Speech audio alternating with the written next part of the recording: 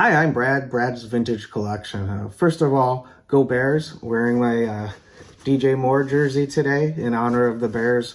At this moment, having home field advantage for the entire NFC. Unbelievable to have the best record in the NFC for the beloved.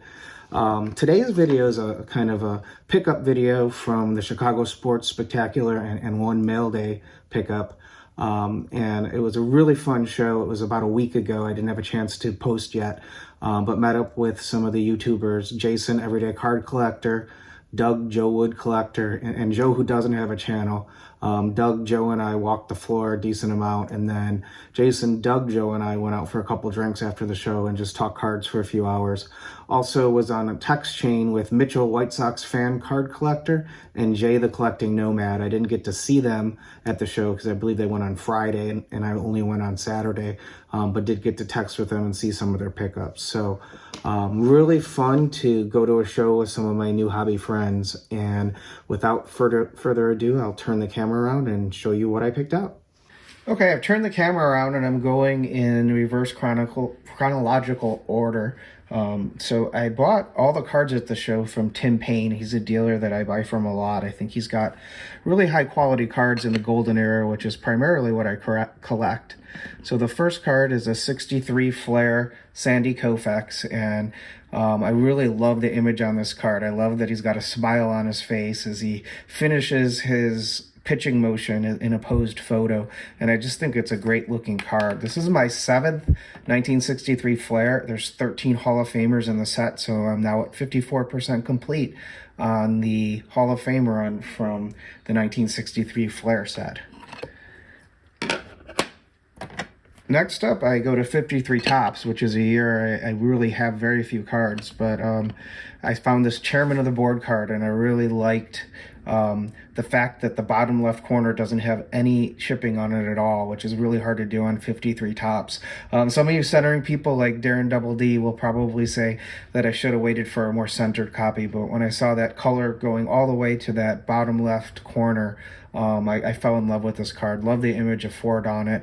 And again, it's the Ford Classic pose. It's just a closer look than most of his Topps era cards. This card and the other one I got bring me to 185 50s Topps cards, which is 61% of the Hall of Famers. Next, I got a few 51 Bowmans from Tim. He had some really nice 51 Bowmans and some of the Hall of Famers that I needed. So the first one is the Johnny Mize.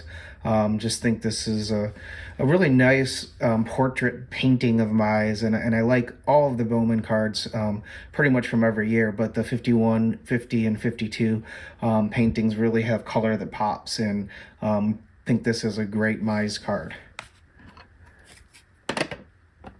Next, this is Enos Slaughter. From the 51 Bowman set, and the color on this card just blew me away when I saw this in the case. The way that the color pops against the dark black fading to brown background on the Slaughter card, and you could see the birds on the bat really well, and the two-tone blue and red hat. I just love this Slaughter card. I think this might be my favorite of his cards, and finding it looking this nice, this was a no-brainer to pick up.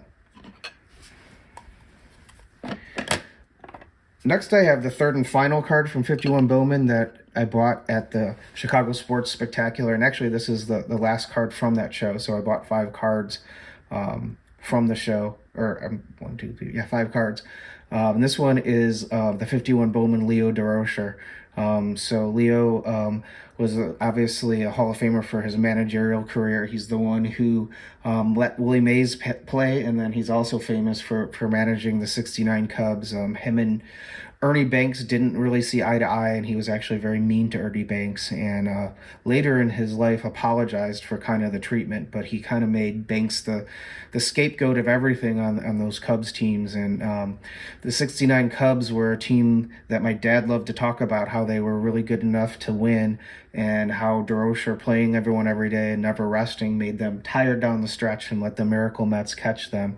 Don't know how true that is, but that's my dad's story of how 69 went, and all of his friends would talk endlessly about the 69 Cubs and how that was the year and it didn't happen. So heartbreak year when he was the manager of the Cubs, but happy to add this Durocher to my collection. And the last one is not from the Chicago Sports Spectacular, but I won this at a Fanatics Collect auction, and this one was a bargain card. I need to clean the case. You can see there's some sticky stuff on the case, but I paid $36 all in with fees for this card, which is well below VCP.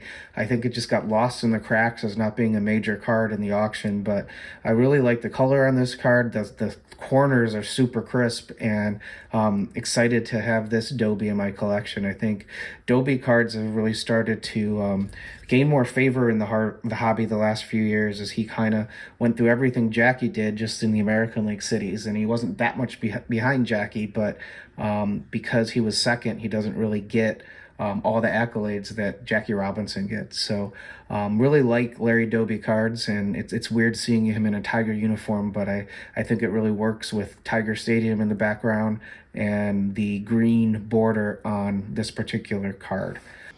Thanks for watching. I was really excited to pick up a few of the 51 Bowmans, another card for my 53 Tops, and the super bargain card of the 59 Larry Dobie. Hope you enjoyed this video. Again, I'm Brad's Vintage Collection, and if you enjoyed this video, please check out some of my other videos and consider subscribing. Thanks for watching, and remember, if you're not excited to add the card to your collection, you bought the wrong card.